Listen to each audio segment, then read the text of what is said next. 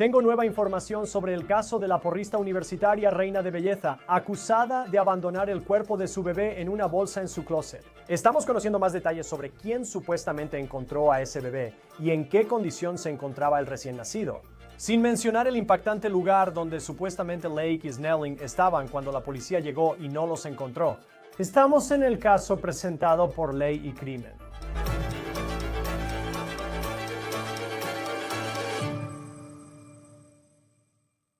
Estamos empezando a recibir nueva información de la policía sobre lo que vieron cuando llegaron a la casa de Lake y Snelling y nueva información sobre el estado en el que se encontraba su recién nacido. Fox 56 en Lexington, Kentucky, fue el primer medio en obtener el informe policial sobre lo que encontraron al responder al apartamento fuera del campus de Lake y Snelling el miércoles 27 de agosto. No solo la policía dio información clave sobre el estado del cuerpo de ese bebé, te contaré eso en un momento. También estamos averiguando más sobre quién fue la persona que llamó a la policía esa mañana, poco después de las 10:30, así que el informe dice que fue un tercero. La estación de televisión dice que el nombre fue redactado del informe que tienen. Lo que entendemos de eso es que no fue Snelling ella misma. Tal vez fue una compañera de cuarto, pero la policía no ha dado esa información. Snelling se dio de baja de la Universidad de Kentucky, donde era estudiante tras su arresto. Ella fue porrista de Wildcat Stunt. Aquí está su foto en la web de la escuela. Video de Snelling compitiendo con el equipo, publicado hace 4 meses por Flow Cheer en YouTube. Es posible que ella estuviera embarazada en ese evento. La policía informó que al llegar, poco después de las 10:30 am, la persona que llamó halló al bebé envuelto en una toalla y dentro de una bolsa de basura en un closet. No está claro cómo murió el bebé de Snelling y actualmente no es una investigación por asesinato. Tampoco es un caso de homicidio involuntario. La autopsia inicial fue inconclusa y se hacen más pruebas para determinar la causa de muerte. Eso podría ser un punto de inflexión en el desarrollo del caso. Tampoco está claro exactamente cuántos años tenía el bebé, ni cuántos meses de embarazo tenía Lake y Snelling cuando dio a luz. Sabemos que era un niño. La policía inicialmente dijo que Laken admitió ante ellos que era la madre de este niño, que ella había dado a luz a este bebé. Supuestamente, también les dijo que intentó limpiar y ocultar al niño y todo lo relacionado con él. Y según la policía, había otros productos de limpieza y cosas así en la bolsa de basura donde se encontró el cuerpo de ese bebé. Un dato relevante del informe de Fox 56 en Lexington es que la policía reportó que el bebé estaba frío al tacto. Eso podría significar varias cosas, como que el bebé murió y estuvo horas sin supervisión.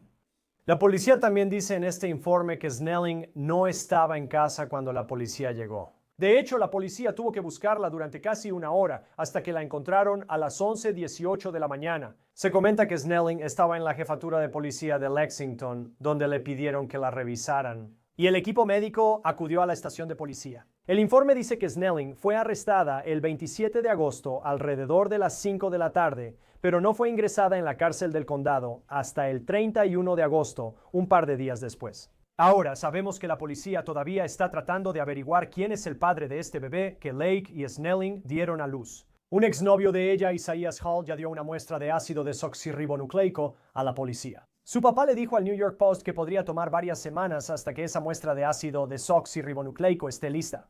Él solo dice que la policía pidió una muestra a su hijo y él la dio. Después de salir con Hall, el Post dice que Snelling tenía una nueva pareja. Recientemente, Connor Jordan, exjugador de baloncesto universitario. Y vemos varias fotos de Snelling y Jordan juntos, pero no está claro si él es el padre de este bebé o si los dos siguen en una relación. Snelling fue reina de belleza y solía compartir en redes sociales momentos con amigas. Ella proyectaba una imagen feliz y cálida, pero ahora enfrenta una acusación por un crimen oscuro. No se sabe cuántos en torno a Snelling sabían de su embarazo. Por supuesto, ella seguía en el equipo de porristas y estaba en la cima de las pirámides humanas. Y también dejó de publicar en redes sociales alrededor de junio del año pasado. Y antes de eso, por lo que hemos visto, ella era muy activa en redes sociales. Es curioso que en junio desaparezca de redes sociales. Esta fue su última publicación en TikTok ese mes. Y es una foto con emojis que la describen. Y en la esquina inferior izquierda notamos que hay uno que dice metas. Ese muestra un emoji de mamá con niño. Así que parece que al menos públicamente ella mostró que algún día quería ser mamá. Video de Lake y Snelling en su primera comparecencia ante el tribunal. Ella, de 21 años, llevó un vestido rojo. Ella se declaró inocente de abuso de un cadáver, manipulación de pruebas y ocultar el nacimiento de un bebé. Este video es cortesía de WIRTV. Snelling pagó una fianza de $100,000 y ahora está bajo arresto domiciliario viviendo con sus padres. No tiene que usar un monitor en el tobillo. Ella se declaró no culpable. Aunque Snelling parecía ser cálida y alegre en redes sociales, al menos una persona cree que en realidad es muy diferente a la imagen que mostraba. Sydney Kite, de 20 años, estudió con Snelling y dio una entrevista al Daily Mail. Ella afirmó que Snelling desquitaba su enojo con otros y una vez intentó atropellar a una amiga suya con su Jeep en la preparatoria. El acoso se volvió tan grave que mi amiga tuvo que ser sacada de la escuela y transferida a otra porque Laken lo había llevado demasiado lejos. Kite acusó a Snelling de ciberacoso por mensajes de texto. Ahora, Kite realmente no se contuvo en esta entrevista, diciendo que Laken solo se juntaba con personas que eran populares y tenían dinero, y dijo que estaba obsesionada con su apariencia. Y además de eso, dijo otra vez que Snelling en realidad intentó atropellar a alguien con su Jeep. Esto está en el artículo del Daily Mail que ha estado circulando. Me comuniqué con Kite para saber más de su experiencia con Lake y Snelling, pero no he recibido respuesta. No hemos confirmado con la policía si intentó atropellar a alguien. Esto, por supuesto, es solo según Kite en redes sociales y a través del Daily Mail. Buscamos a Lake y Snelling en truthfinder.com para esta historia. Un dato clave que hallamos es que ella no tiene antecedentes penales, lo que puede afectar el monto de la fianza y las condiciones de su liberación. Ley y crimen.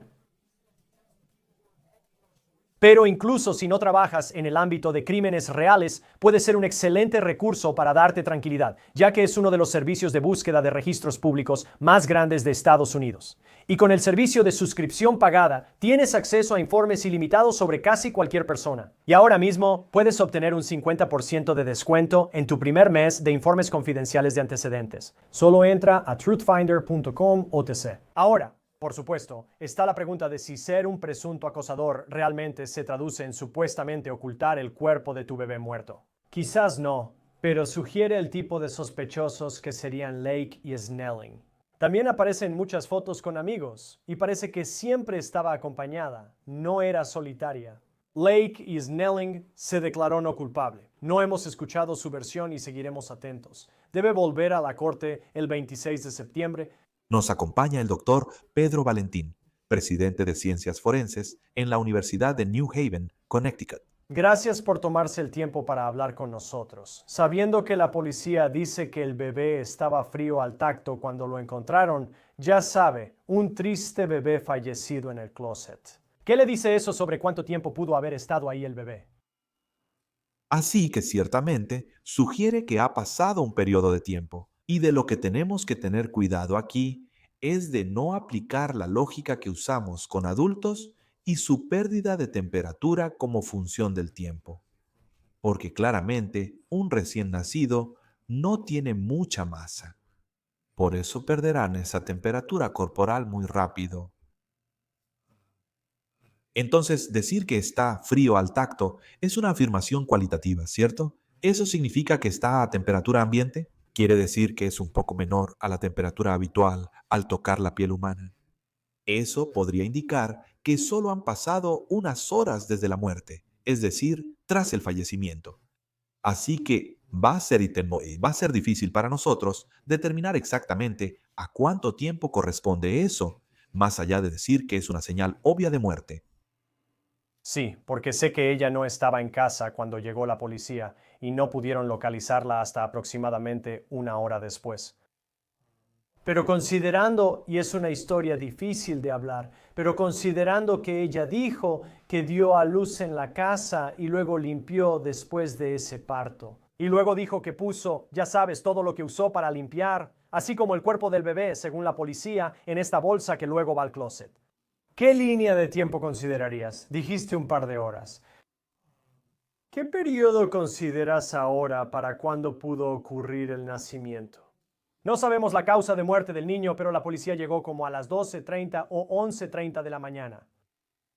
Entonces, desafortunadamente, he tenido casos como este en mi vida como detective. Así que en realidad estaría revisando los otros objetos que estaban en la bolsa de basura, así como los indicadores de cuánto tiempo pudo haber pasado, cuánta resequedad había en las cosas que estaban en la toalla. ¿Qué otros indicadores hay en la escena sobre la cantidad de tiempo que ha transcurrido? Sabes, va a haber indicadores en la escena que te van a decir muchas cosas sobre si ella sabía o no que estaba embarazada, qué tipo de comportamiento tuvo cuando se dio cuenta de que estaba en trabajo de parto, hace cuánto tiempo sucedió eso. Y entonces ya sabes, estas son pistas sutiles que vas a querer buscar para tener una idea de su nivel de conocimiento sobre lo que está pasando ahí. Entonces, ya sabes, ese closet, esa recámara y sus actividades alrededor de ese momento en la casa van a hacer la diferencia entre que ella sea acusada de los delitos por los que está acusada ahora, como la disposición ilegal de un cadáver, etcétera, etcétera, y un cargo de homicidio imprudencial o asesinato, que es realmente en lo que piensas cuando te preguntas si el niño estaba vivo y luego ese niño es puesto en la bolsa de basura. Eso cambia las cosas drásticamente y por eso esta es una pregunta tan importante. ¿El niño estaba vivo en el momento del nacimiento? ¿Por qué, verdad? Y si ese niño respiró fuera del útero, quiero decir, parece que eso elevaría esta historia a un nivel diferente del que está ahora, por impactante que ya sea. ¿Cómo determinas si ese niño estaba vivo cuando nació, en lugar de ser un nacimiento sin vida, un bebé nacido muerto? Así que esa es una pregunta complicada de abordar. Y en los casos en los que he trabajado y que he visto es cooperación entre el patólogo forense y quienes investigaron la escena para ver si hay signos fisiológicos que indiquen que ha habido respiración o si hay indicios en la propia escena de actividades consistentes con que el niño estuvo vivo fuera del útero. Y entonces, ya sabes, no hay una lista de verificación para esto, desafortunadamente o afortunadamente, porque es un hecho tan inusual, pero estás tratando de reunir suficiente información a través de observaciones en la escena y del niño. Queda formar una opinión sobre si el niño sobrevivió o no fuera del útero por un momento. Y es una decisión difícil de tomar por las implicaciones que hay aquí, sin duda. Y cuando tú como detective, en tu carrera anterior y la gente ha revisado las redes sociales de Lakey Snelling, parece que ella dejó de publicar. Creo que la última publicación fue en junio y luego ella termina dando a luz, aparentemente ya sea en septiembre o agosto, o habría sido en agosto cuando esto sucedió. ¿Qué te llama más la atención de su perfil ahora? ¿Cómo un detective crea el perfil de la personalidad de esta mujer y lo que pudo llevarla supuestamente a esto? Sí, así que el cambio obvio en el comportamiento de sus publicaciones, para mí, es una gran estrategia de entrevista. Esa es una manera muy fácil de comenzar la conversación con alguien sobre su nivel de conciencia. Sin embargo, yo estaría buscando cosas que sean más sustanciales que eso. ¿Hay compras que se estén haciendo que puedas vincular más directamente con un embarazo? ¿Hay cosas que sean esencialmente irrefutables y específicas de que alguien esté consciente de un embarazo? De nuevo, porque lo que estamos tratando de hacer es diferenciar entre alguien que ignora el hecho de que está embarazada y que esto es una sorpresa. De nuevo, por inusual que parezca, esa situación y alguien que está consciente de que está embarazada y trata de ocultarlo. El cambio en la actividad en redes sociales o el hecho de que ahora publique fotografías de sí misma podría parecer que está tratando de ocultar el peso del embarazo o el hecho de que su apariencia está cambiando, ya sea que se dé cuenta o no de que es por el embarazo. Pero requeriríamos más que eso. Y sé que según se informa, uno de sus exnovios le dio una muestra de ácido desoxirribonucleico a la policía y ellos resolverán esa parte. Parece que ella ya ha admitido muchas cosas muy impactantes con el nacimiento del niño y luego dijo que estaba limpiando después de que ocurrió este nacimiento, pero hasta ahora no sabemos quién es el padre. ¿Qué opinas de eso? Entonces, desde una perspectiva investigativa, todavía no sé qué tan valiosa es esa información. Claramente, te gustaría saberlo, pero al final creo que lo más valioso, puedes verlo de dos maneras, es quién piensa que es el padre, quién está interactuando con ella desde la perspectiva de que cree que es el padre. Porque quién realmente es el padre y quién piensa que es el padre podrían ser dos personas diferentes. Pero desde una perspectiva forense, que es lo que más me preocupa, mientras están, ya sabes, recolectando evidencia de esa escena, hay un perfil de ácido desoxirribonucleico masculino desconocido en su habitación que pueda sugerir que alguien la ayudó en un momento crítico durante este parto. Y de nuevo, como no vimos cómo era su habitación ni la casa, no sabemos cómo era la escena. No sabemos qué evidencia se recolectó. Ese perfil de ácido desoxirribonucleico, tomar una muestra bucal, podría tener un propósito distinto al que pensamos ahora. Puede que no sea para fines de paternidad, sino para fines probatorios debido a algo que se encontró en la propia escena. ¿Qué te llamaría la atención? Cuando entras a la escena reciben una llamada de un tercero. No sé si fue un compañero de cuarto u otra persona quien tristemente descubre al niño.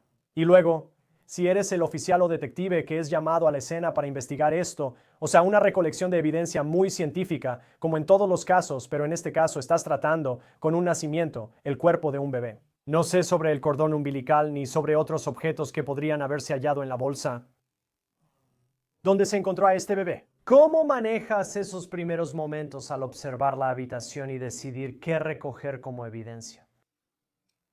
Así que, incluso para los investigadores experimentados, una escena como esta es extraordinariamente desafiante debido a la fragilidad y edad de la víctima, la tragedia. Si bien todo crimen es una tragedia, en muchos aspectos, este se siente diferente. Pero lo que tenemos que hacer cuando llegamos a una escena como esta es pensar en lo más importante que debemos preservar de inmediato. Porque una vez que la escena termina, ¿verdad? Una vez que las actividades en la escena concluyen, esa escena básicamente empieza a deteriorarse en tiempo real, ¿verdad? Cada pedazo de evidencia que está ahí, la evidencia de rastros en esos lugares, se va destruyendo y cambiando poco a poco con el paso del tiempo. Entonces, cuando llegas ahí, ¿qué es tan frágil?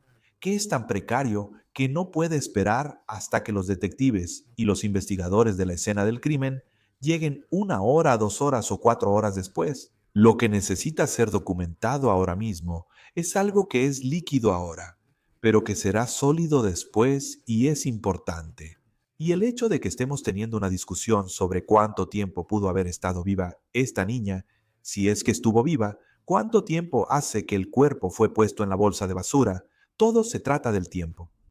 Y el estado de un dibujo líquido se trata del tiempo. El secado de un líquido o la temperatura en una habitación dependen del tiempo. Así que estas cosas tan efímeras, estas cosas tan transitorias dentro de la escena, tienen que ser documentadas de inmediato. Así que tienes que separarte de ese aspecto emocional de todo esto y ponerte a trabajar en documentar lo que ves en esa escena sin sacar conclusiones prematuras y básicamente prepararla para los investigadores más experimentados que van a realizar la investigación de la escena del crimen de manera más metódica, como estamos acostumbrados a ver en la televisión. Y hablando de la televisión, quiero decir, creo que a veces damos por sentado lo rápido que un forense puede identificar una causa de muerte y no apreciamos el trabajo que implica realmente determinar una causa de muerte en un caso complicado. ¿Qué piensas sobre que la autopsia inicial haya sido inconclusa en cuanto a la causa de muerte de este niño? Bueno, para mí no es sorprendente simplemente porque probablemente no habría, o digamos, no sería sorprendente que no hubiera señales externas de trauma en un recién nacido para que haya muerto. Simplemente poner la mano sobre su boca sería suficiente. Y así serían asfixiados, ¿verdad? Y no habría señales. Y eso llevaría al menos a una autopsia inicial inconclusa porque no hay señales físicas presentes en la autopsia que sugieran cómo murieron. Y así, ya sabes, la asfixia es un diagnóstico de exclusión porque no hay otras características fisiológicas o indicaciones de cómo murió esa persona. Y entonces, casi te ves obligado a pensar que, bueno, murieron por privación, murieron por falta de oxígeno, que es lo que es la asfixia, porque no puedo ver nada más. Pero en un caso como este, aquí es donde la discusión, la cooperación y la interacción entre el forense, el médico legista y los investigadores de la escena es tan crítica, porque lo que podría parecer ambiguo en la mesa de autopsias puede volverse más claro y fácil de entender cuando empiezas a recibir información de la propia escena para empezar a darle sentido a las cosas. Así que debe haber discusión e interacción entre todos. Esas diferentes facetas de tu investigación inicial. Así que esto no me sorprende en lo absoluto. Quiero decir, ahora, por supuesto, podrías tener un trauma, en cuyo caso sería una decisión muy fácil de tomar, pero el hecho de que hubiera un informe de autopsia inconcluso, al menos un informe de autopsia inicial inconcluso, no me sorprende en lo absoluto.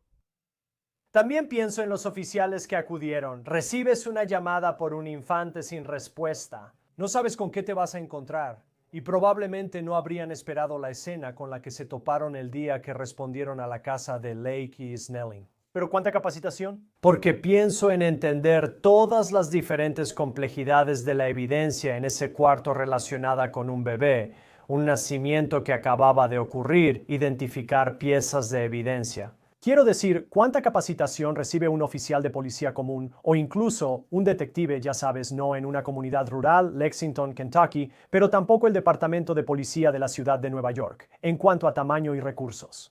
¿Cuánta experiencia y capacitación reciben los oficiales para prepararse para situaciones como la muerte de un bebé y todo lo que deben considerar?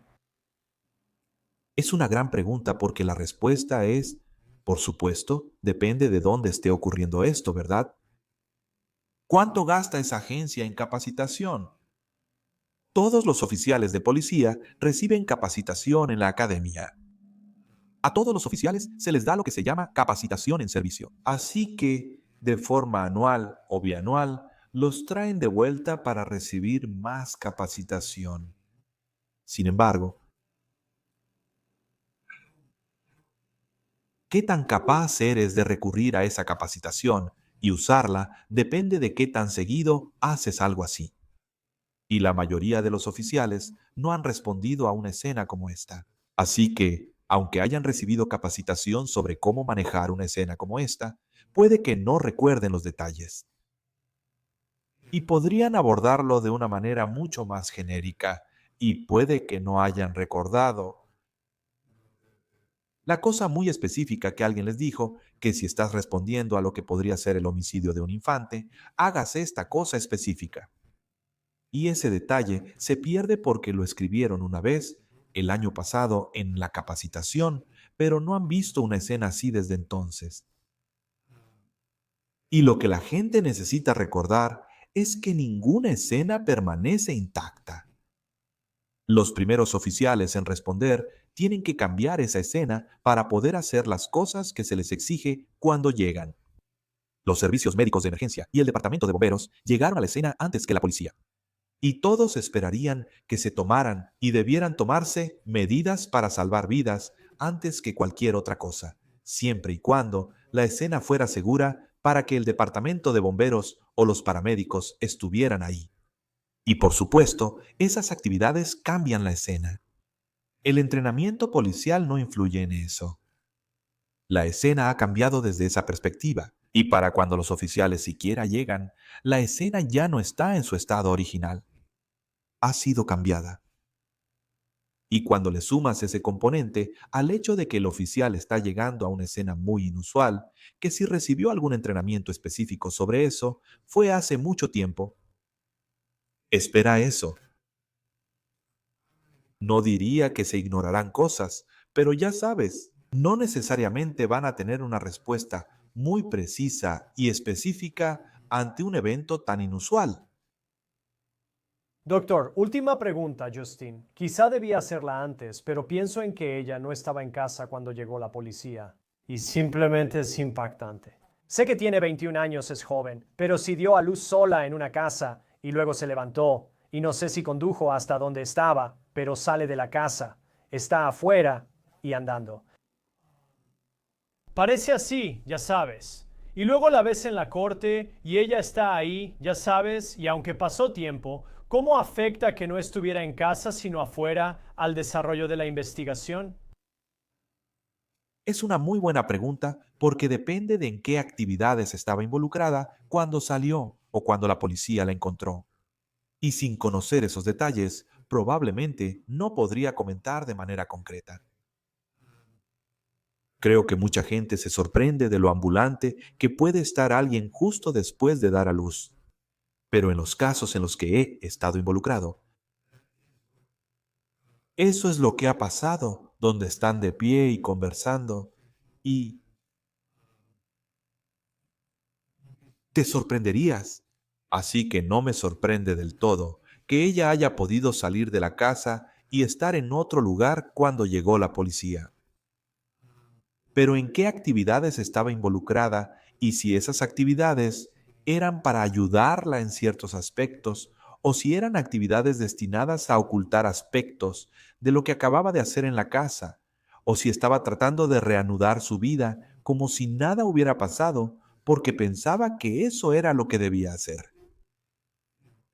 Quizá las respuestas a esas preguntas nos den información útil para la investigación a medida que esto avance, pero es difícil responder eso en abstracto. Será interesante ver cómo evoluciona esta historia. Es un caso muy triste en Kentucky.